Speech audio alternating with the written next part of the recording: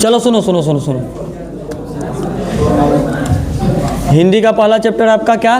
श्रम विभाजन और जाति प्रथा। हम बोलने के लिए बोले, तब बोलने के लिए बोलेंगे तब बोलना। मैं खुद बोल रहा हूँ, ठीक है। पहला चैप्टर आपका क्या? श्रम विभाजन जाति प्रथा।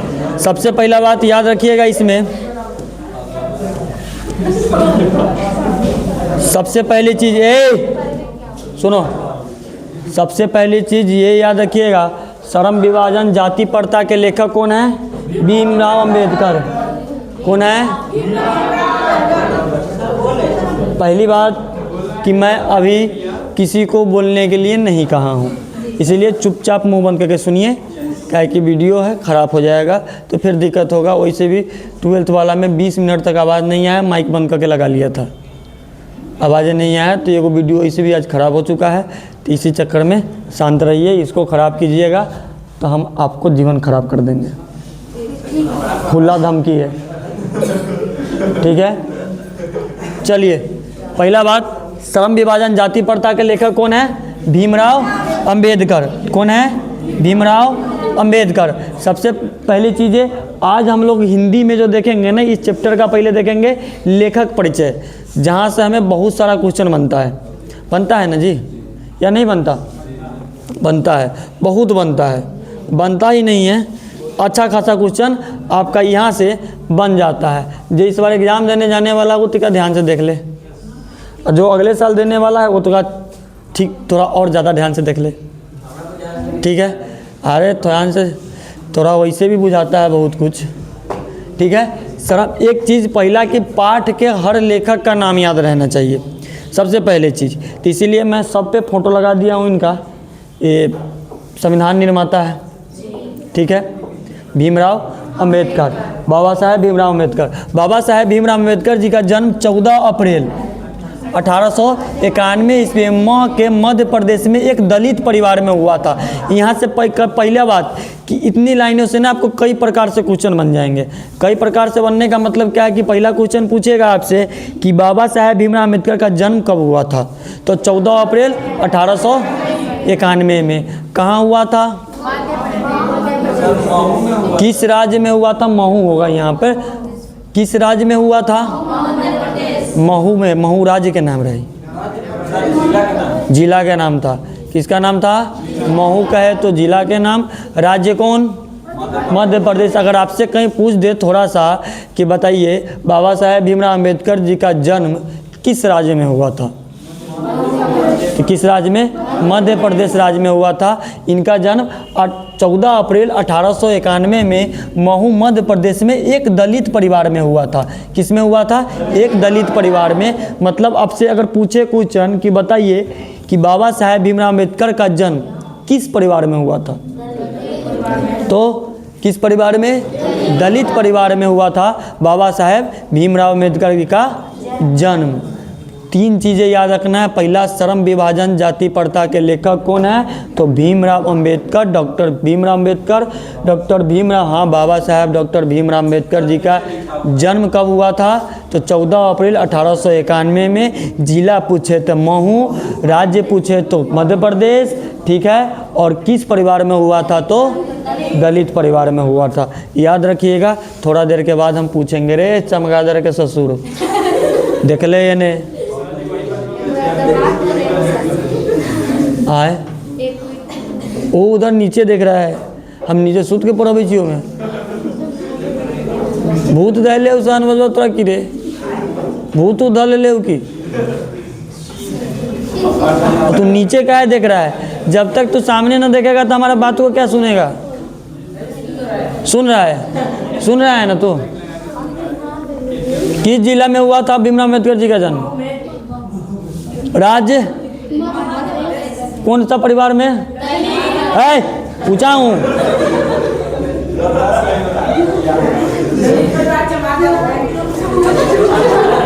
दलित परिवार में हुआ था। किस परिवार में? दलित परिवार में हुआ था, ठीक है। यहाँ से 4 तरह से आपसे क्वेश्चन बन जाएगा। क्या कि देखिए, जब पढ़िए तो एक लड़की हम बाहर निकाल देंगे, हम कह रहे हैं, बीपीआई ना करो हमारा।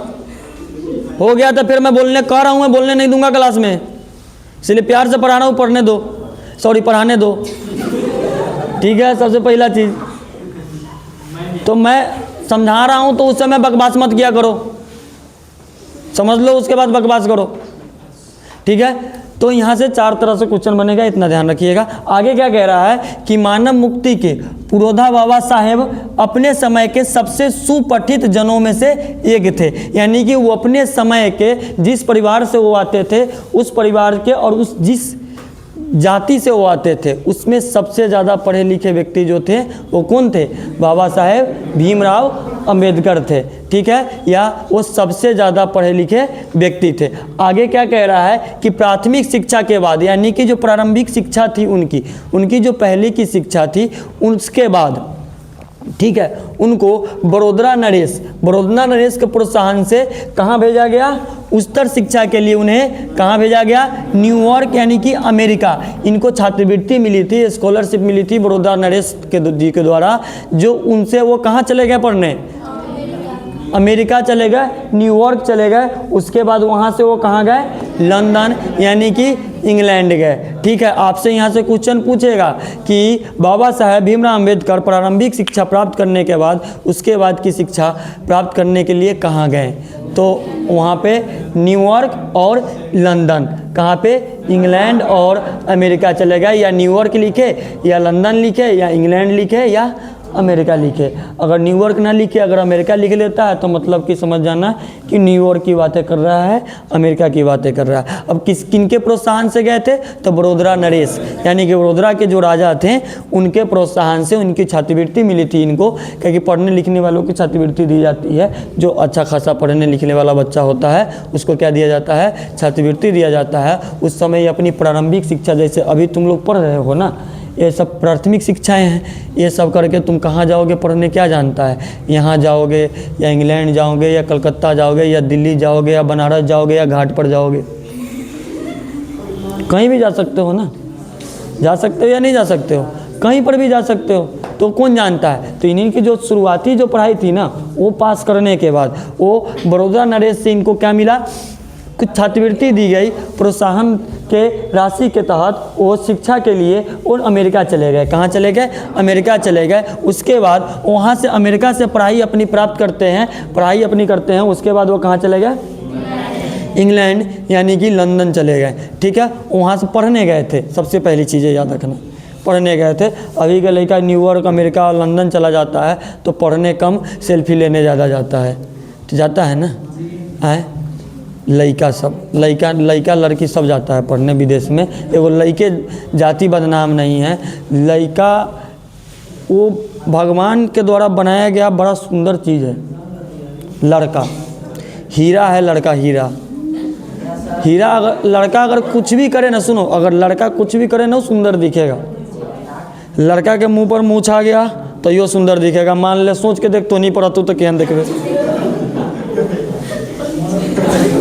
सोच ले, लड़का को अगर दाढ़ी आ गया सुंदर दिखेगा ना, सुनो तो सुंदर दिखेगा। और सोच तो नहीं पड़ा तो केहन देखबे? लड़का के बाल छोटा है तभी भी वो सुंदर दिखेगा, बड़ा है तभी वो सुंदर दिखेगा, टकला है तभी वो सुंदर दिखेगा वो। अब सोच तू सब टकला हो जाए तो कैसे देखबे? तो मतलब लड़का जो बनाया गया है ना कि हीरा है, एक कोहिनूर उसको कहते हैं, एक तराशा गया बहुत ही कीमती चीज़ है। उसको कोई भी चीज़ अच्छा लगता है, उसको कोई भी चीज़ परफेक्ट लगता है, चाहे वो बड़ा केस रखे, छोटा केस रखे या ना रखे, या दाढ़ी रखे या ना रखे, या मूछ रखे या ना रखे। नहीं रखेगा तो ये सुंदर दिखेगा, रखेगा तो ये सुंदर दिखेगा, है ना। और जो तोहनी के रखबे तो केहन लगबे? सबसे पहला बात तो इसीलिए लड़का को कभी अंडर एस्टिमेट मत करना, वो शुरू से ही बेचारा बड़ा सुंदर व्यक्ति है। अब सुनो, इस स्लाइड से अगर हमसे क्वेश्चन बनेगा तो कई प्रकार से क्वेश्चन बनेगा। एक चीज़ ध्यान दे ले और देख ले। पहला कि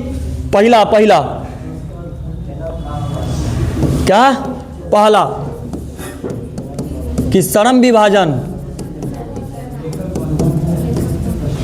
सुंदर लिखे देते क्या है ये? श्रम विभाजन जाति प्रथा के लेखक कौन है? बोल सानवज बड़े भीमराव। अब आगे पढ़ लिए। इनका जन्म 14 अप्रैल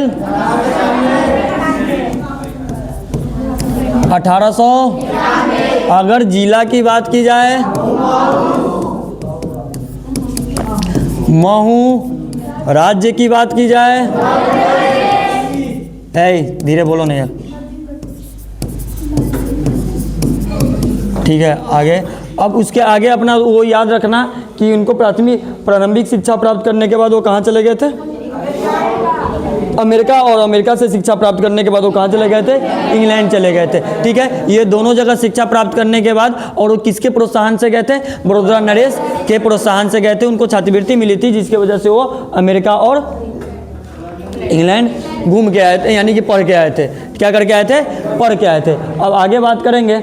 आगे बात अगला है कि स्वदेश, यानी कि जब वो वहाँ से अपनी पढ़ाई को प्राप्त करते हैं, सबसे पहला चीज़। इसके बाद चैप्टर स्टार्ट होगा जाति प्रथा श्रम विभाजन, ठीक है। श्रम विभाजन और जाति प्रथा, इसके बाद चैप्टर स्टार्ट होगा तो उसमें सारी चीज़ें कहानी बताइए। पहले लेखक पर, पहले इनके बारे में जानोगे तब तो उनके बारे में तब तो चैप्टर के बारे में जानोगे। इनके बारे में नहीं जानोगे तो चैप्टर के बारे में जाने कपार सुनो करवे। बिया में पंडित जी पहुँचबे नहीं कर दो तो बिया के ना हो तू रे, पहले इधर समझ ले तब तो समझोगे। अपने हाथ पढ़ ले मंगलम भगवान विष्णु मंगलम गुरुध्वज मंगल कुंडी का मंगल तनोहरी वाला कहानी। चलो देखो, ये जब वहाँ से शिक्षा प्राप्त करने के बाद इंग्लैंड और न्यूयॉर्क, ठीक है, यानी कि अमेरिका और यहाँ से इंग्लैंड से जब शिक्षा प्राप्त करने के बाद वो अपने देश लौट गए। कहाँ? स्वदेश। स्वदेश में कुछ समय तक उन्होंने किस चीज़ क्या किया? वकालत की है। क्या किए? वकालत की है।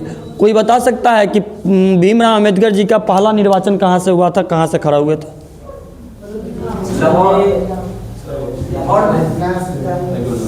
कहाँ से? पटना से बोल रहा है सर, जाइए।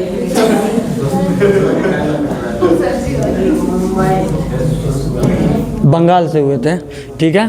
कहाँ से हुए थे? बंगाल से। और जब वो, क्या कह रहा हूँ मैं, कि जब वो स्वदेश लौटे, यानी कि अपने देश लौटे, तो कुछ समय के लिए वो क्या थे?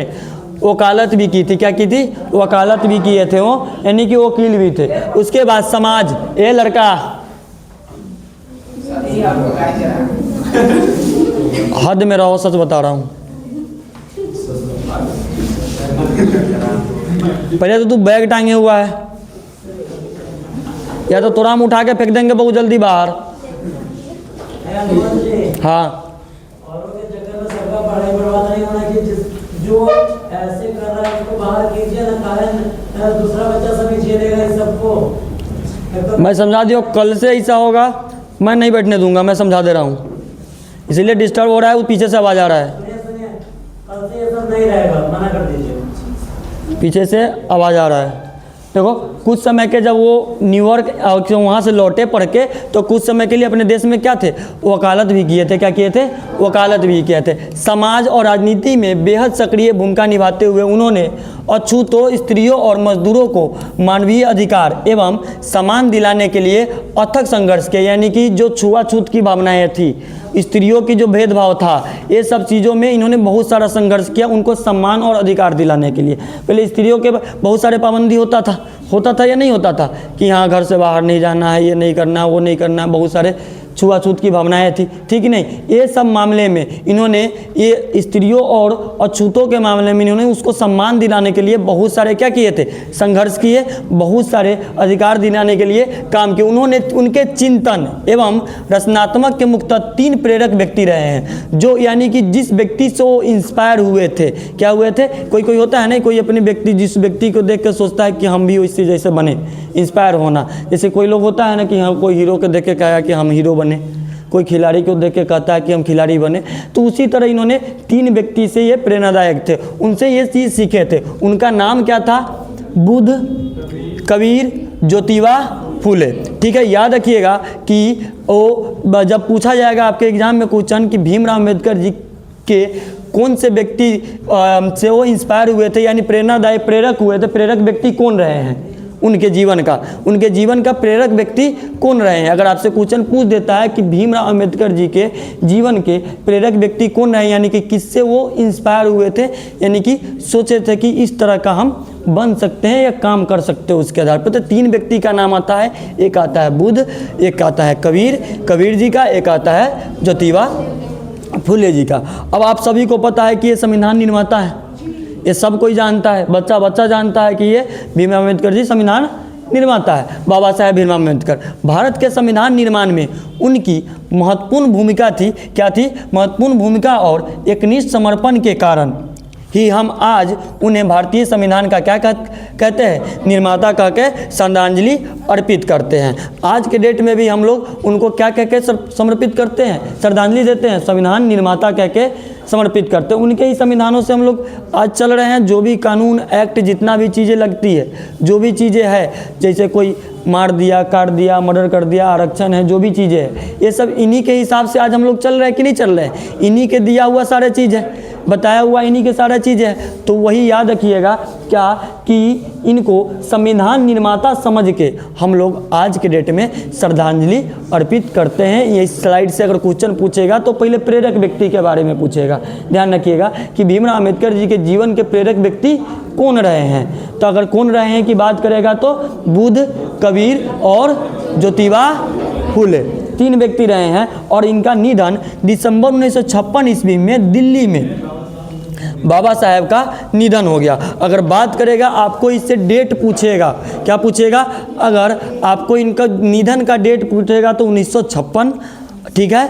अगर जगह का नाम पूछेगा तो कहाँ पे? दिल्ली। कहाँ पे? दिल्ली, ठीक है। अगर देखिए होता क्या है, इस स्लाइड में हम लोगों ने क्या देखा कि उस वाले स्लाइड में देखे कि वो न्यूयॉर्क इंग्लैंड गए थे, अमेरिका गए थे, वहाँ से पढ़ाई कंप्लीट करके वो अपने देश लौट गए, यानी स्वदेश लौटे।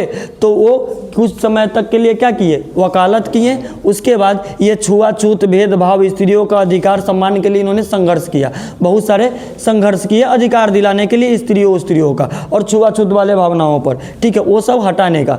अगला क्या था कि इनके जीवन का 3 प्रेरक व्यक्ति रहे हैं, एक कबीर, बुद्ध और ज्योतिबा फुले, 3 व्यक्ति रहे। और दिसंबर 1956 में इनकी क्या हो जाती है? मृत्यु हो जाती है। और इनको हम आज तक जानते हैं, किस के लिए जानते हैं? संविधान निर्माता के लिए इनको आज हम लोग जानते हैं। और आज हम लोग इनको उसी चीज़ों के लिए याद भी करते हैं या नहीं करते हैं? जब भी भीमराव अम्बेडकर जी का नाम आता है तो क्या नाम आता है? क्या चीज़ समझ में आता है? संविधान निर्माता ही समझ में आता है। कोई दूसरा चीज़ समझ में आता है? नहीं आता है। अब आगे क्या है? इनकी कुछ रचनाएं हैं जो एग्ज़ाम में पूछे जाते हैं, कुछ पुस्तक हैं जो एग्ज़ाम में पूछे जाते हैं या नहीं जाते हैं, ये बताओ, या नहीं? भाई एक चीज़ बताओ, नोट सभी का बना हुआ है? हाँ, ज्योग्राफी बना है? नया वाला नया का कह रहा हूँ, नया का सबके कह रहा हूँ। इतिहास का पूरा बना है जहाँ तक पढ़ाया हूँ, इसका ज्योग्राफी का खंड का खा नहीं बना है। तो आप लोगों के लिए गुड न्यूज़ है, दूँ? गुड न्यूज़ ये है कि कल हम आप लोगों से हिस्ट्री और ज्योग्राफी दोनों का नोट्स चेक करेंगे, लेके आइएगा। जहाँ तक बनाए हुए हैं वहाँ तक आप लोग क्या कीजिएगा? लेकर आइएगा। क्या होगा? देख लेंगे किस तरह से बनाए हो, किस तरह से नहीं बनाए हैं, ठीक है? समझ में आ गया? बन जाना चाहिए, नहीं बनाए हो तो बन जाना चाहिए। रात भर बैठे कलम चलाओ। अब रोज़ नहीं बनाओगे तो यही होगा, ऑब्जेक्टिव भी उसमें होगा, सब्जेक्टिव भी होगा, दोनों चीज़ें होगी ना। इसलिए बनाइएगा तो भी फ़ायदा होगा ना। जब आपका सिलेबस SST का थोड़ा ज़्यादा है कि फिर बाद में आप लोग हो जाइएगा विचलित। और क्या है कि आपको राजनीति भी पढ़ना पड़ेगा, क्या कि सोमवार से आपका 2 सब्जेक्ट 1 घंटे में चलेगा, ठीक है? 2 सब्जेक्ट 1 घंटे में चलेगा तो आपको सारा चीज़ें करनी होगी। राजनीति भी चालू हो जाएगा, अर्थशास्त्र भी चालू हो जाएगा, हिंदी चालू ही हो गया, संस्कृत बचा संस्कृत चालू हो जाएगा, ठीक है? तो ये सारी चीज़ों में आप फंसते चले जाओगे। इससे अच्छा क्या है कि आप लोग आज जो क्लास पढ़े हैं उसको घर पे जाके कंप्लीट कर लीजिए, पढ़ लीजिए। आज 2 घंटा पढ़ रहे हैं तो कल 2 घंटा 10 मिनट पढ़िए, कल 2 घंटा 10 मिनट पढ़ रहे हैं तो परसों 2 घंटा 20 मिनट पढ़िए। ठीक है, धीरे धीरे अपनी क्षमता को बढ़ाइए, आप में विकास होगा। क्षमता को नहीं बढ़ाइएगा तो कहावत है गइल भैंस पानी में, सुने हो ना। तो इससे अच्छा क्या है, क्षमता को बढ़ाने का प्रयास कीजिए, करने का प्रयास कीजिए। हमें पता है कि बहुत सारे नहीं बनाए हो, चेहरा बताता है। मास्टर तो यह एगो चीज़ होता है कि चेहरा को पढ़ता है। तो मैं सच बताऊं तो बहुत लोग नहीं बनाया है इसमें, ज्योग्राफी छुआ भी नहीं है अभी तक, नहीं छुए हो हैं। देखो तो इसीलिए कहा हूँ कि बना के लेके आना खंड क, ठीक है, ज्योग्राफी का। और हिस्ट्री जितना पढ़ाया हूँ वो ख वाला परसों देख लेंगे, थोड़ा सा ही देता हूँ, ज़्यादा नहीं देता हूँ। काहे सोचोगे कि बाद में कि इतना ज़्यादा दे दिए, इससे अच्छा है कि थोड़ा सा ही दे रहा हूँ। खंड क वाला ज्योग्राफी में हो जाना चाहिए कि जल्दी जल्दी इसको ख़त्म करो। क्वेश्चन आंसर सबका बाकी है, क्वेश्चन आंसर भी करना है, ठीक है। जितना जल्दी करवे उतना जल्दी फ़ायदा हो, लेट करोगे तुमको खुद लेट होगा, ठीक है। तो यहाँ पर आगे आइए, इनकी प्रमुख पुस्तकें क्या हैं। हाँ है काम करना, तुम्हें पढ़ा न दे आके, हम बैठ के देखी तो अब पूछे कि प्रमुख पुस्तक क्या है तो नंबर पढ़ना शुरू कर दिए, न पढ़ ले फिर मुँह पर झूठ बोली छे। देखो बाबा साहेब ने अनेक पुस्तकें लिखी हैं। उनकी प्रमुख रचनाएं एवं भाषण the caste in India, their mechanism, English में पढ़े ना वालों लेकिन पढ़ दे बोलिए, ठीक है। पहला पुस्तक the caste in India their mechanism, कहने का मतलब है कि अगर आपसे एग्जाम में पूछता है the caste of India their mechanism के लेखक कौन है तो क्या कहिएगा, बाबा साहेब भीमराव अम्बेडकर, इज्जत दिया करो, ठीक है, इज्जत से बुलाया करो। तो छोटा आदमी है, तब बाबा साहेब भीमराव अम्बेडकर बोला करो या भीमराव अम्बेडकर जी बोला करो, ठीक है। इज्जत, इस शब्दों में मिठास रखा करो। देखते हो हमारे शब्दों में कितना मिठास रहता है। गाली भी दे देता हूँ ना, क्लास में बैठल बैठल दे देता हूँ गाली, तो इस शब्दों में मिठास है, ठीक है। तो इनका ये सब महान पुरुष सब हैं, इन्हीं की वजह से आज हम लोग जो भी लोकतंत्र में जो जी रहे हो ना, जो खुला एकदम जी रहे हो, सब इन्हीं लोगों के संविधान बनाया हुआ चीज़ों पर हम लोग आज चल रहे हैं, आज चीज़ों को कर रहे हैं, ठीक है। और देखो अगर आपसे क्वेश्चन पूछे the caste in India their mechanism के लेखक कौन है तो कहिएगा कि बाबा साहेब भीमराव अम्बेडकर जी, इन्हें the caste of India their mechanism के लेखक है। ये सारे नाम याद रहना चाहिए किताबों के, ठीक है।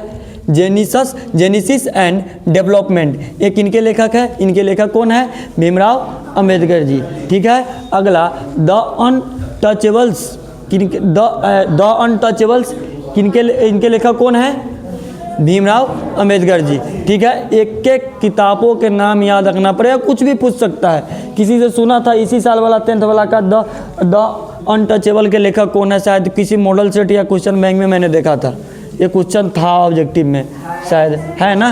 द अनटचेबल के लेखक कौन है, ठीक है, तो भीमराव अम्बेडकर, याद रखिएगा, ठीक है। ये चीज़ें ध्यान में एकदम से रखिएगा, किताबों के नाम आपको याद आना चाहिए। अब लेखक परिचय भेजूंगा तो जाके उसको लिख लीजिए, इनका जन्म, इनके जन्म के जगह, और ये कहाँ गए थे, प्रारंभिक शिक्षा प्राप्त करने के बाद वो किनके द्वारा भेजा गया था, क्या मिला था, जो इंग्लैंड और न्यूयॉर्क ये घूम के पढ़ के आए थे, उसके बाद जब देश लौटे तो वकालत कुछ दिनों के लिए किए थे, उसके बाद ये छुआछूत, ये स्त्रियों के अधिकार दिलाने के लिए संघर्ष भी किए थे। ये चीज़ें, इनका निधन कब हुआ, ये चीज़ें एक सारांश टाइप में, ऑब्जेक्टिव के टाइप में लिख लीजिए। इनके पुस्तकों का नाम लिख लीजिए कि हाँ ये चीज़ें याद आपको रहनी चाहिए। लेखक परिचय से क्वेश्चन बनता है, अच्छा खासा क्वेश्चन बनता है, ठीक है। इसीलिए ये सारा चीज़ें याद एकदम से रहना चाहिए, ठीक है। द अनटचेबल के लेखक कौन, B.R. अम्बेडकर जी, यानी कि भीमराव अम्बेडकर जी। हु आर दे, इनके लेखक कौन, भीमराव, बाबा साहेब भीमराव अम्बेडकर जी। हु आर सुद्राज, इनके लेखक कौन? बाबा साहेब भीमराव अंबेडकर। ठीक है, उसके बाद बुद्धिज्म एंड कम्युनिज्म, ये इनके लेखक कौन? बाबा साहेब भीमराव अंबेडकर। तो नींद लगे तो पपुआ ये ना का लग रही है, थोड़ा पढ़ता है तो अच्छी बात है ना। एग्जाम में 10-15 दिन के बाद पढ़ेगा तभी तो बढ़ेगा इंडिया, पढ़ेगा इंडिया तभी तो बढ़ेगा इंडिया। बेटी बचाओ बेटी पढ़ाओ, बेटवा को ले जाके फेंक दो नदी में, सुने हो ना? बेटी बचाओ बेटी पढ़ाओ, अब बेटवा के धो दो चूल्ही में।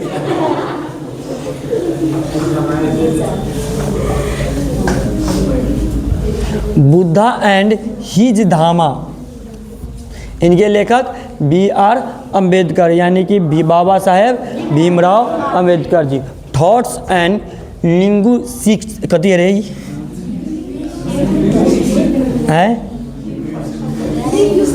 पढ़ता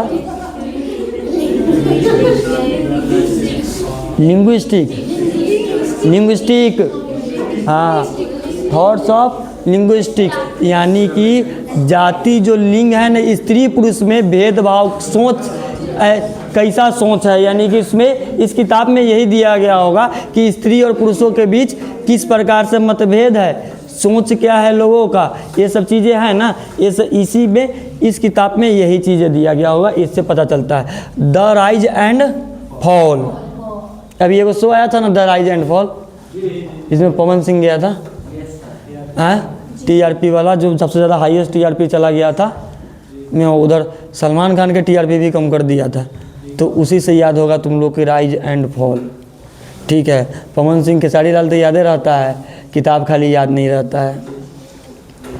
आज किताब देख के नींद आ रहा है, कल ऐसा समय आएगा ज़िंदगी देख के नींद तो और उड़ा देते हो, परेशान ना हो।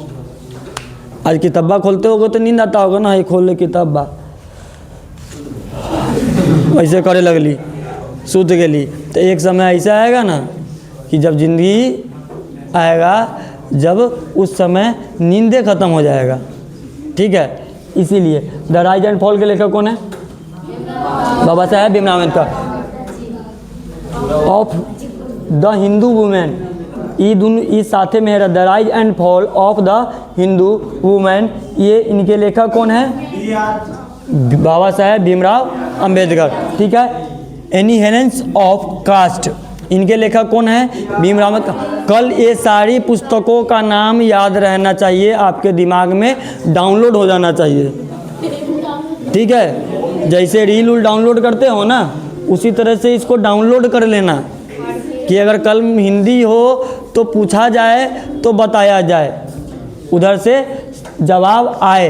अगर नहीं आए तो हम वहाँ आए, हम वहाँ अगर आए तो तू पिटाए, जब तू पिटाए तो तुम रोए, जब तुम रोए तब बगल वाला भेमियाए, वो भेमियाएगा ना, उसका बगल में वो तो पिटाएगा।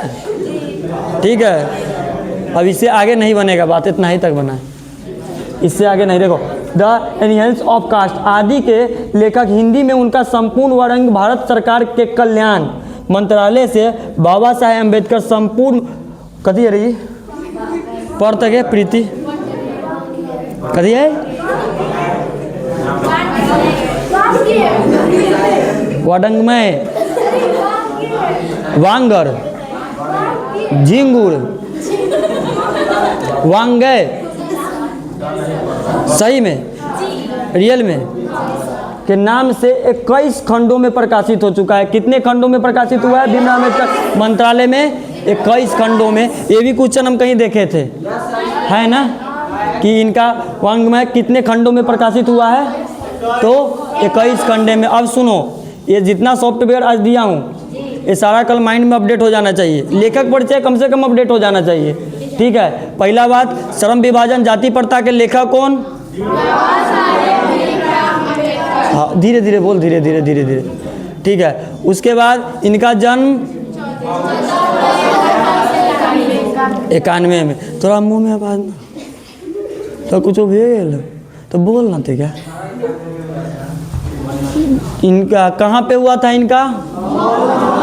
महू, मध्य प्रदेश, जिला महू, राज्य मध्य प्रदेश में। ठीक है, आगे था कि इन्होंने जो प्राथमिक शिक्षा प्राप्त की थी उसके बाद वो कहाँ गए थे अगली शिक्षा प्राप्त करने? इंग्लैंड और अमेरिका गए थे। किनके प्रोत्साहन पे?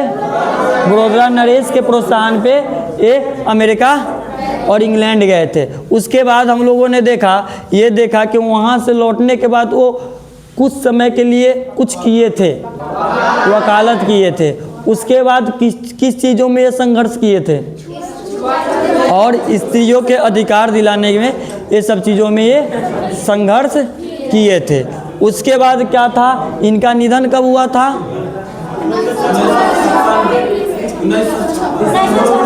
1956। महीना कौन था? कहाँ पर? दिल्ली में। तेज तू सब छेगे तैका मैका। अब फूल के बेंग ना हो जो तैके तेज बारे, ज़्यादा तेज ना बारे। अच्छा, तुम्हें किताब के नाम याद है इसका? कुछ मुझ? हाँ सुनाओ तो। हाँ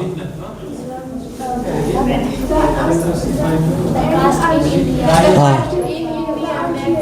देख के बोलबे क्रिया धा देबो, बिना देखले को। हाँ हाँ, द अनटचेबल्स। और देखो इसमें से ना सबसे ज़्यादा क्वेश्चन जो पूछा जाता है ना, ये वाला पूछता है the caste of India their mechanism से पूछता है। सुनो कुछ क्वेश्चन हमको भी गम ने मारा, तुमको भी गम ने मारा। ठीक है, कहावत है हमको भी गम ने मारा पप्पू, तुमको भी गम ने मारा, चलो मिलके गम को ही मार डालो। ही करे वाला कौन बात है? हमें शायरी सुनाया तो ही करे छे।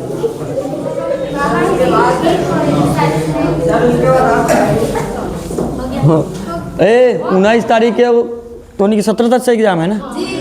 हाँ, अब तू सब वही गनवा गई है कि बाहरों फूल बरसाओ महबूब आया है। हाँ बस हो गया, ख़त्म हो गया मेरा। आज लेटे हो गया तो क्या, बस ख़त्म हो गया ये। सुनो ये मैं भेज दूंगा, ठीक है? कल नोट चेक करूंगा, पहले स्पेशली तुमको कह रहा हूँ।